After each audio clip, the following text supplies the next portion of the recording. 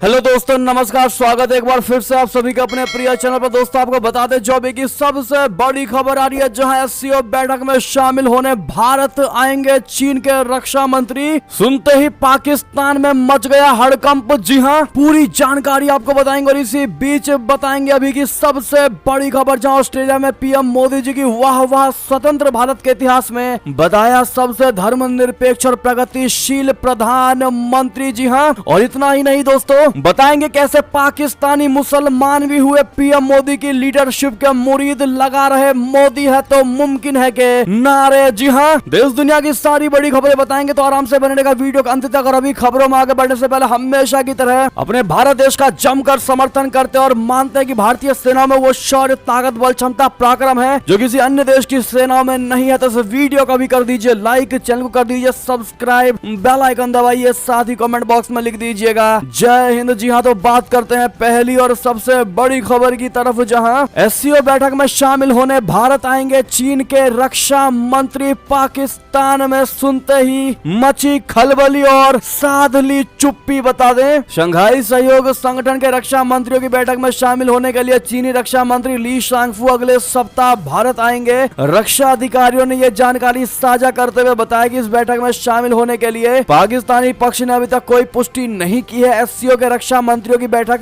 27 और 28 अप्रैल को होने वाली है। 2020 की गलवान घाटी में हुई झड़पों के बाद ये पहली बार है जब कोई चीनी रक्षा मंत्री भारत का दौरा करेंगे। अमेरिका द्वारा स्वीकृत जनरल ली शांगफू को 1 महीने पहले चीन के नए रक्षा मंत्री के रूप में नामित किया गया था। उनकी नियुक्ति बीजिंग और वॉशिंगटन के बीच बढ़ते तनावपूर्ण संबंधों के बीच हुई है। एरोस्पेस विशेषज्ञ ली शांगफू ने सर्वसम्मति से नेशनल पीपुल्स कांग्रेस द्वारा निवर्तमान रक्षा प्रमुख वेई फेंगे की जगह ली है। चीन और भारत के बीच सीमा एससीओ के रक्षा मंत्रियों की बैठक के बाद 5 मई को गोवा में विदेश मंत्री की बैठक होनी है। पाकिस्तान के विदेश मंत्री बिलावल भुट्टो जरदारी इसमें हिस्सा लेने के लिए पूरी तरह तैयार हैं। एससीओ के सदस्य देश भारत, रशिया, चीन, किर्गिज गणराज्य, कजाकिस्तान, ताजिकिस्तान, उज्बेकिस्तान और पाकिस्तान है। बहरहाल आगे आपको बताएंगे कैसे बिलावल भुट्टो की भारत यात्रा करने को लेकर बीच में टांग अड़ाया जा रहा है पाकिस्तान में, वो भी बड़ी खबर आपको बताएंगे। लेकिन बहरहाल जिस प्रकार से गलवान घाटी में 20 अपने जवान शहीद हुए थे और उसके बाद भी लगातार भारत बैठकें कर रहा है और कोई भी हल निकलता दिखाई नहीं दे रहा चाइना की तरफ से, उसके बावजूद भी भारत में चीनी रक्षा मंत्री के आने को लेकर आपकी क्या राय होने वाली है दोस्तों? अपनी राय अवश्य दीजिएगा और किन किन मुद्दों को उठाना चाहिए आपके हिसाब से बताना मत भूलिएगा। बहरहाल वीडियो को जितना ज्यादा उसके शेयर करिएगा ताकि हर कोई अपनी राय रख सके। बात करते हैं अगली बड़ी खबर की, जहां ऑस्ट्रेलिया में पीएम नरेंद्र मोदी जी की वाह स्वतंत्र भारत के इतिहास में बताया सबसे धर्मनिरपेक्ष और प्रगतिशील प्रधानमंत्री। जी हां, ऑस्ट्रेलिया में आयोजित एक कार्यक्रम में अलग अलग धार्मिक समुदायों से जुड़े लोगों ने पीएम नरेंद्र मोदी की जमकर तारीफ की। दरअसल ये लोग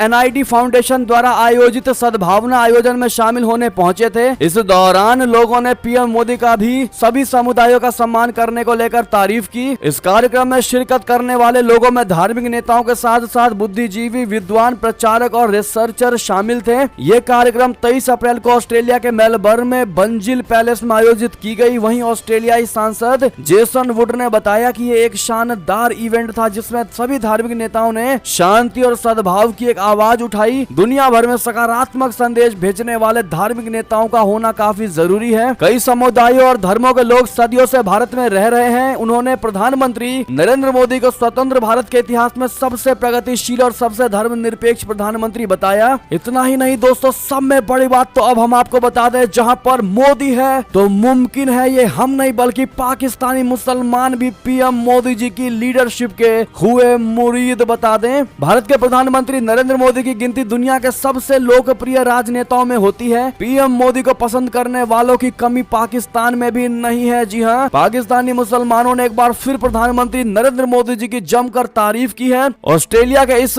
विश्व सद्भावना कार्यक्रम के आयोजन में पाकिस्तान के लोगों के मुंह से मोदी है तो मुमकिन है का शोर गूंज पड़ा। दरअसल पाकिस्तान के अहमदिया समुदाय मुसलमानों ने प्रधानमंत्री नरेंद्र मोदी जी का नाम लेकर उनकी खूब जमकर तारीफ की। उन्होंने कहा कि मोदी की ओर से सभी समुदायों का सम्मान करना हमें पसंद है, उनमें सबको साथ लेकर चलने की क्षमता है, इसीलिए हम उनकी प्रशंसा करते हैं। यानी बहुत बड़ी खबर दोस्तों, पाकिस्तानी भी पीएम मोदी जी का डंका बजा रहे हैं। हैं जमकर तारीफ कह रहे हैं, और जो भारतीय कहते हैं कि मोदी है तो मुमकिन है, वो पाकिस्तानी कहते नजर आ रहे हैं। अगर आप भी मानते हैं कि ये वाकई में बहुत बड़ी खबर है तो दोस्तों वीडियो को लाइक जरूर कर दीजिएगा, और आप भी मोदी है तो मुमकिन है कमेंट में जरूर कहिएगा। बात करते हैं एक और खबर की, जहां सूडान में संघर्ष के बीच भारत का ऑपरेशन कावेरी 500 लोगों को पोर्ट तक लाया गया। फ्रांस ने भी की इसमें जमकर भारत की मदद। बता दें, अफ्रीकी देश सूडान में फंसे भारतीय नागरिकों को वापस लाने के लिए सरकार ऑपरेशन कावेरी चला रही है, जिसके तहत 500 भारतीय पोर्ट सूडान पहुंच गए हैं। इस बारे में सोमवार यानी 24 अप्रैल को विदेश मंत्री डॉक्टर जयशंकर जी ने ट्वीट करके जानकारी दी। उन्होंने लिखा कि सूडान में फंसे हमारे नागरिकों को वापस लाने के लिए ऑपरेशन कावेरी चलाया जा रहा है। लगभग 500 भारतीय पोर्ट सूडान पहुंच गए हैं, जबकि अन्य रास्ते में है। विदेश मंत्री जयशंकर जी ने आगे लिखा कि हम सूडान में अपने नागरिकों की सहायता करने के लिए प्रतिबद्ध हैं। हमारे विमान और शिप उन्हें वापस लाने के लिए तैयार हैं। तो वहीं फ्रांस ने हिंसाग्रस्त सूडान से निकासी अभियान के तहत 5 भारतीय नागरिकों सहित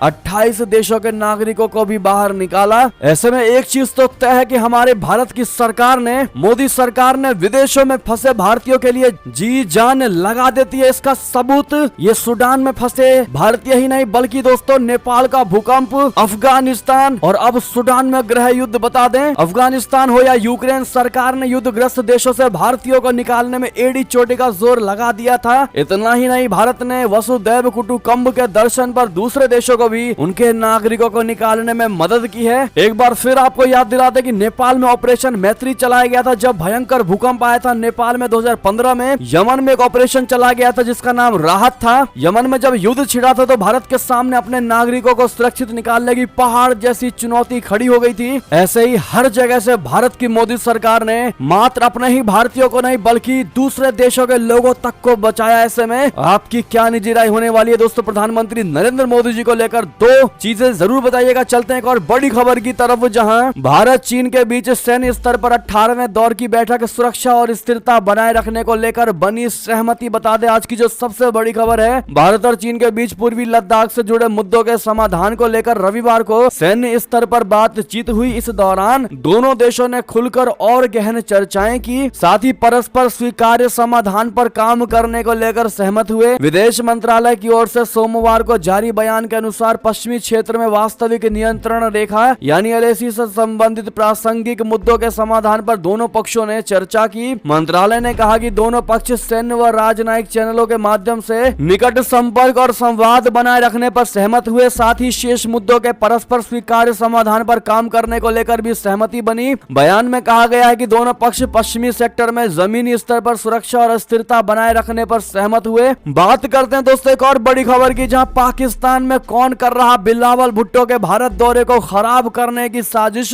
कश्मीर पर दावे से उठे बड़े सवाल। बता दें, पाकिस्तान के विदेश मंत्री बिलावल भुट्टो 4 और 5 मई को भारत के राज्य गोवा में होने वाले एक सम्मेलन में शिरकत करने के लिए आ रहे हैं। बिलावल भुट्टो गोवा की राजधानी पणजी में होने वाले शंघाई कॉर्पोरेशन ऑर्गेनाइजेशन यानी SCO सम्मेलन के लिए भारत में होंगे, लेकिन उनकी यात्रा से पहले ही पाकिस्तानी जर्नलिस्ट हामिद मीर का एक वीडियो वायरल हो गया। इस वीडियो की वजह से पाकिस्तान में भूचाल आ गया। वीडियो में हामिद मीर ने पूर्व पाकिस्तानी आर्मी चीफ जनरल कमर जावेद बाजवा को लेकर जो दावा किया है उस पर सवाल खड़े हो रहे हैं। तो वहीं विशेषज्ञों की माने तो ये सब कुछ बिलावल भुट्टो की भारत यात्रा को नुकसान पहुंचाने के लिए किया गया एक प्रयास भी हो सकता है। जी हाँ, पाकिस्तान के एक जर्नलिस्ट परवेज आलम के मुताबिक ये बात कोई नहीं है। आज जो बात मीर और जहरा नसीम के बीच हुई है वही बात आयशा सिद्दीकी ने काफी समय पहले कह दी थी। आयशा का कहना था कि इस बार ये बात सामने आई है तो इसका मकसद सिर्फ बिलावल भुट्टो के भारत दौरे को नुकसान पहुंचाना है। PM मोदी के पाकिस्तान दौरे की बात सामने आना ये नया नहीं है। इस साल जनवरी से ही इन चर्चाओं को जोर मिला हुआ है। बहरहाल जनरल बाजवा पर जो हामिद मीर ने सवाल खड़े किए हैं दोस्तों, उसको लेकर पाकिस्तान में वाकई भूचाल मचा हुआ है। आप सभी को पता ही होगा कि क्या हामिद मीर ने कहा था बाजवा को लेकर। जो नए हैं इस चैनल पर, जिनको नहीं पता उनको बता दें कि हामिद मीर ने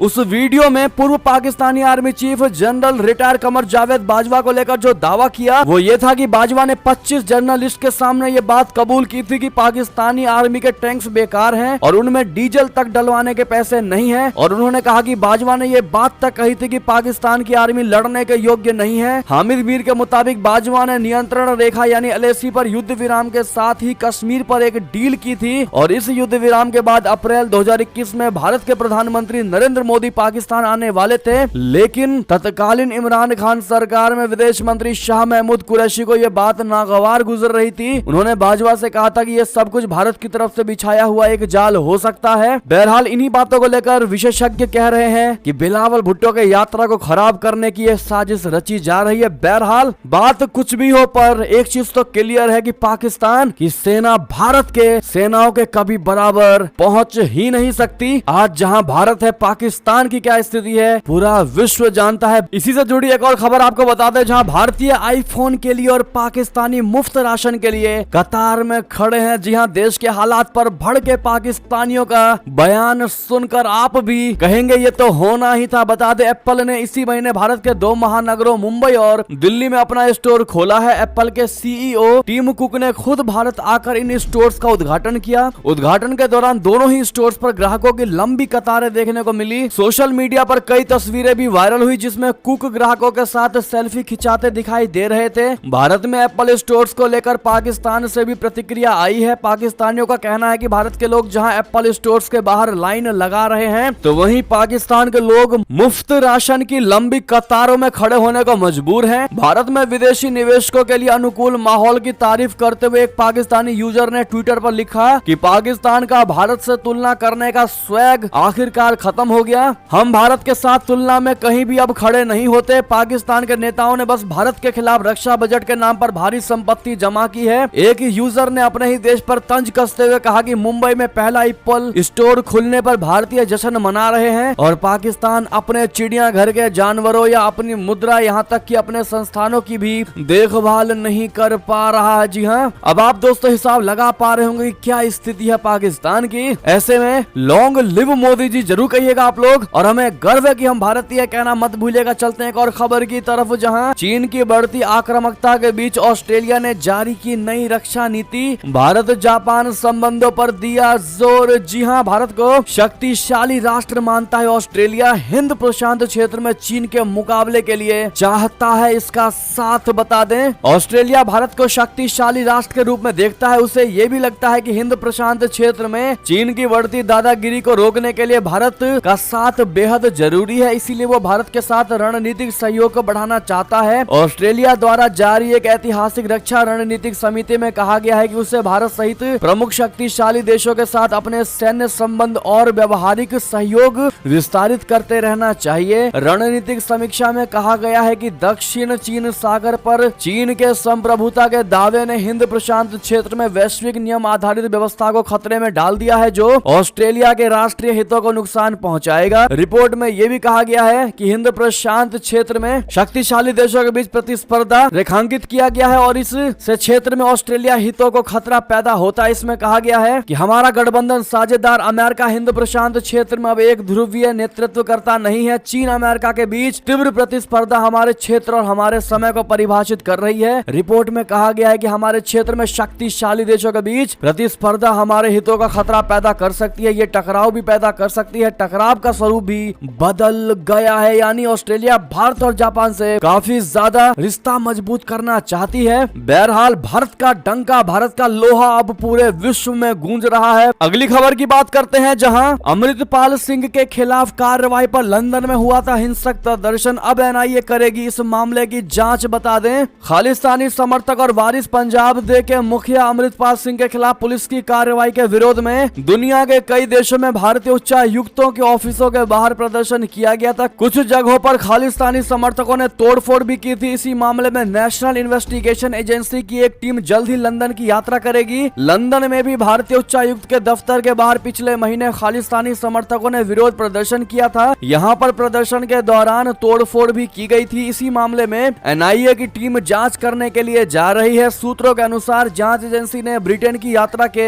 दौरान कुछ लोगों से बात की थी और उनके स्टेटमेंट भी रिकॉर्ड किए थे। साथ ही साथ एक और खबर बता दें, जहां श्रीलंका के जू लॉजिस्टिक्स और संरक्षणवादियों ने चीन को 1 लाख बंदरों के निर्यात का किया विरोध। बता दें, श्रीलंका के जूलॉजिस्ट और संरक्षणवादियों ने चीन में बंदरों के निर्यात के हालिया सरकारी प्रस्ताव का विरोध किया है। संरक्षणवादियों ने इसे लंबे समय से चले आ रहे मानव सब पशु संघर्ष के लिए एक तदर्थ, अवैध और अदूरदर्शी प्रतिक्रिया करार दिया है। पर्यावरणविद और पशु अधिकार कार्यकर्ता कृषि मंत्री के इस फैसले का विरोध कर रहे हैं। इनकी शिकायत ये है कि फैसले का विस्तार से अध्ययन करने की आवश्यकता है, वो भी तब जब बीते 40 साल से बंदरों की कोई गणना ही नहीं हुई है। एक बड़े पर्यावरण अधिकार कार्यकर्ता जगत गुणवर्धन ने बंदरों के निर्यात की इस योजना में स्पष्टता और पारदर्शिता की मांग भी की है। साथ ही साथ एक और खबर आपको बता दें, जहां धोखेबाज पाकिस्तान उठा रहा जंग का फायदा, रशिया से खरीद रहा सस्ता तेल, यूक्रेन को बेच रहा हथियार। बता दें धोखेबाज पाकिस्तान का दोगलापन एक बार फिर दुनिया के सामने उजागर हो गया है। जी हाँ दोस्तों, ये नई खबर है ऐसी। रशिया यूक्रेन जंग का फायदा उठाकर पाकिस्तान दोहरी गेम खेल रहा है। एक तरफ पाकिस्तान एक समझौते के तहत रशिया से रियायती कच्चा तेल खरीद रहा है और दूसरी तरफ उसके खिलाफ यूक्रेन को हथियार बेच रहा है। पाकिस्तान ने रूस को कच्चे तेल का अपना पहला ऑर्डर दे दिया है। न्यूज एजेंसी रॉयटर्स की रिपोर्ट के मुताबिक यूक्रेन युद्ध के कारण मॉस्को अब अपने तेल को पश्चिमी बाजारों में भी नहीं बेच पा रहा। ऐसे में पाकिस्तान के साथ हुई ये डील उसे एक नया मार्केट देगी। पाकिस्तान के पेट्रोलियम राज्य मंत्री मुसादिक मलिक ने इसकी जानकारी दी है। मई में कराची बंदरगाह पर रूसी तेल का एक कार्गो डॉक कर सकता है। इससे पहले संकटग्रस्त पाकिस्तान को रशिया से गेहूं की अहम मदद भी मिल चुकी है, लेकिन बात यह है कि उसके बदले में वो यूक्रेन को गोला बारूद भेज रहा है। रशिया मदद कर रहा है और उस मदद के बदले में यूक्रेन को गोला बारूद भेज रहा है। पाकिस्तान विदेशी मुद्रा भंडार के गंभीर संकट का सामना कर ही रहा है और अब ऐसे में पाकिस्तान रशिया से भी हाथ धोना चाहता है। चलते हैं अगली खबर की तरफ, जहां इजराइल ने जॉर्डन के सांसद को किया गिरफ्तार। खाड़ी देशों में बढ़ा तनाव, विपक्षी नेताओं की बदले की मांग। बता दें जॉर्डन के विदेश मंत्रालय ने कहा है कि इजराइल ने कब्जे वाले वेस्ट बैंक में हथियारों और सोने की कथित तस्करी से संबंधित एक मामले में जॉर्डन के एक सांसद को गिरफ्तार कर लिया है, जिसके बाद खाड़ी देशों में एक बार फिर से तनाव बढ़ गया है। जॉर्डन के विदेश मंत्रालय के प्रवक्ता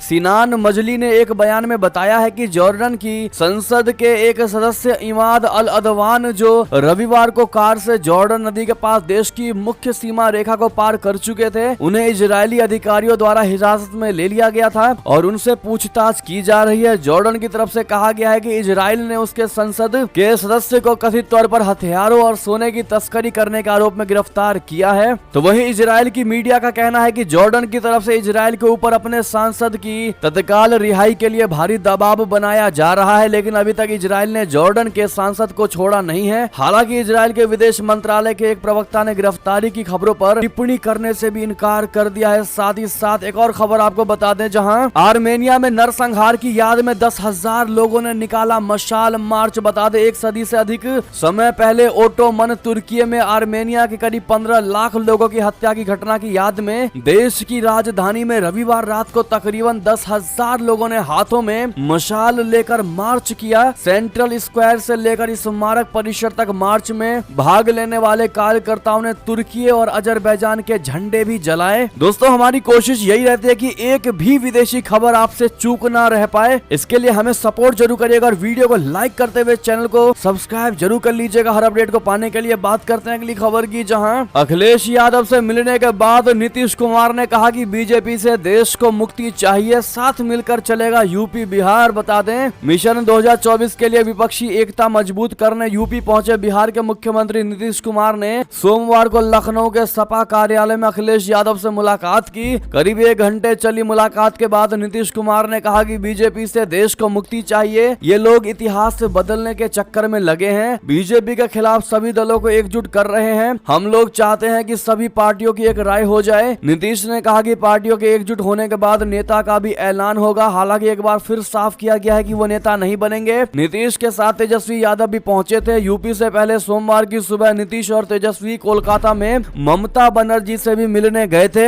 नीतीश ने कहा कि हम लोग चाहते हैं कि सभी पार्टियों की राय एक हो जाए, देश को आगे बढ़ाने और जो यहाँ शासन कर रहे हैं उनको हटाने के लिए सभी का एकजुट होना जरूरी है। नीतीश ने कहा कि ये लोग इतिहास को ही बदलने के चक्कर में लगे हैं, इन चीजों के ये लोग जनक हैं, इसी काम में लगे हुए हैं, काम तो वैसे कुछ कर नहीं रहे, केवल प्रचार ही कर रहे हैं। ऐसे में बीजेपी को सरकार से उखाड़ फेंकने में और इसी प्लान में ये लोग विपक्षी पार्टियां एकजुट होने की बात कह रहे हैं और इसीलिए नीतीश कुमार अखिलेश यादव से मिलने पहुंचे। ऐसे में क्या इनके मंसूबे पूरे हो पाएंगे, क्या ये अपने प्लान में कामयाब हो पाएंगे, क्या लगता है दोस्तों? अपनी राय आप लोग अवश्य दीजिएगा। देखते हैं भारत की जनता क्या कहती है। कहती है। आपको बता दें दोस्तों कि इतना ही नहीं, ममता बनर्जी तक ने कहा कि बीजेपी को हीरो से जीरो बनाना है। जी हां, नीतीश कुमार से मुलाकात के बाद ममता बनर्जी ने ऐसा बयान दिया है। अब आप विचार और सोच कर ही पाएंगे कि इनका एजेंडा आखिर होने क्या वाला है, देश में विकास की बात या फिर केंद्र से बीजेपी को हटाने की बात। ऐसे में आपकी राय तो बनती है दोस्तों। साथ ही साथ अगली खबर आपको बता दें, जहां बीजेपी के केरल मिशन पर पीएम मोदी जी का बयान, कहा हमारा देश अब पूरी दुनिया को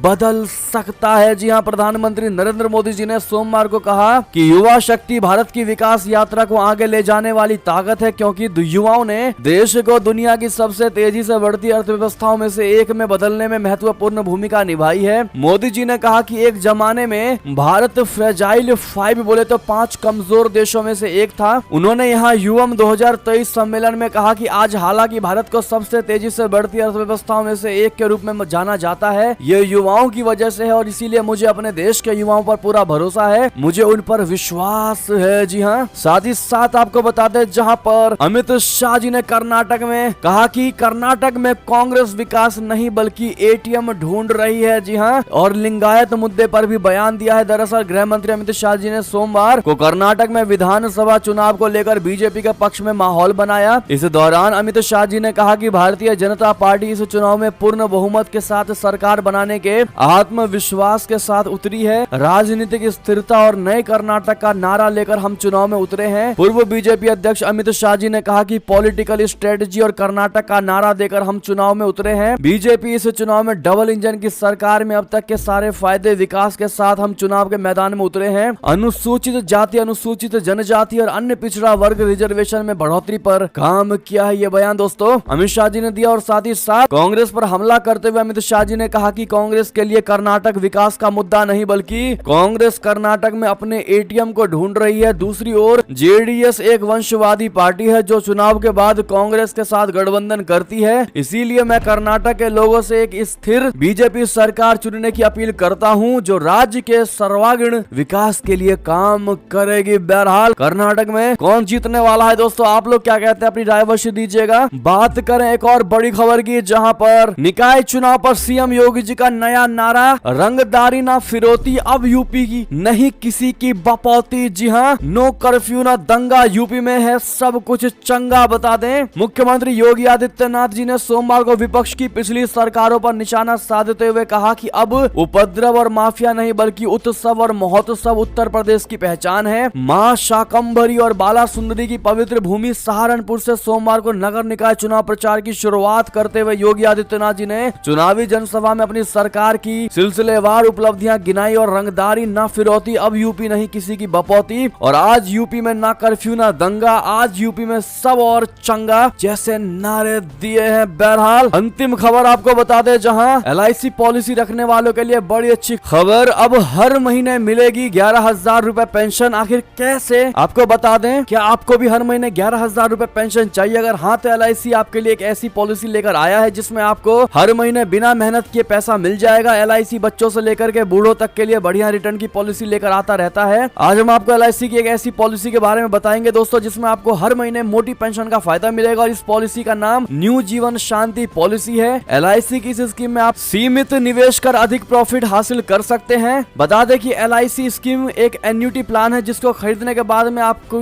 पेंशन की राशि फिक्स हो जाती है। आपको हर महीने एलआईसी की तरफ से पैसा मिलता है। इस पॉलिसी में आपको 2 तरह के ऑप्शन मिलते हैं। इसमें पहला deferred annuity for single life और दूसरा deferred annuity for joint life है। बता दें कि डेफर्ड एन्युटी के तहत आप एक व्यक्ति के लिए पेंशन स्कीम ले सकते हैं। इसमें 30 साल से लेकर 79 साल तक की उम्र का कोई भी व्यक्ति भाग ले सकता है और इस स्कीम को खरीदने के लिए आपको कम से कम 1.5 लाख रुपए निवेश करने होंगे। वहीं अगर आपको पॉलिसी पसंद नहीं आती है तो आप कभी भी इसे सरेंडर कर सकते हैं। इसके साथ ही इसमें एलआईसी की तरफ से लोन की सुविधा भी मिलती है। अगर आप इस पॉलिसी को लेते हैं तो सिंगल लाइफ के लिए डेफर्ड एन्युटी में 10 लाख रुपए की पॉलिसी खरीदने पर आपको 11,192 रुपए हर महीने पेंशन के रूप में मिलेंगे। तो वहीं अगर आप 1.5 लाख रुपए का निवेश करते हैं तो आपको हर महीने 1,000 रुपए पेंशन के रूप में मिलेंगे। इसके अलावा आप सालाना, छमाही और तिमाही आधार पर भी पेंशन का फायदा ले सकते हैं। बाकी सारी जानकारी हमने स्क्रीन पर दे दिया है दोस्तों। नॉमिनी को कब मिलेगा पैसा और क्या सुविधाएं हैं, सारी जानकारी हमने दे दिया दोस्तों, आप देख पा रहे होंगे। और इसी बीच ये थी अब तक की सारी बड़ी खबरें। आपको हमारी खबर कैसी लगी, आशा करता हूँ बहुत अच्छी लगी होगी। अगर थोड़ी भी अच्छी लगी तो इस वीडियो को भी अपने भाई बंधुओं में व्हाट्सएप, फेसबुक, ट्विटर के जरिए पूरे भारत में शेयर करना बिल्कुल मत भूलिए। भूलिएगा और अभी कर दीजिए इस वीडियो को लाइक, चैनल को कर दीजिए सब्सक्राइब, बेल आइकन दबाइए, साथ ही कमेंट बॉक्स में लिख दीजिएगा जय हिंद जय भारत। तो मिलते हैं आपसे अगली बड़ी खबर में, तब तक अपना ख्याल रखिएगा। आप सभी का बहुत बहुत धन्यवाद साथ देने के लिए, साथ बने रहने के लिए। जय हिंद जय भारत।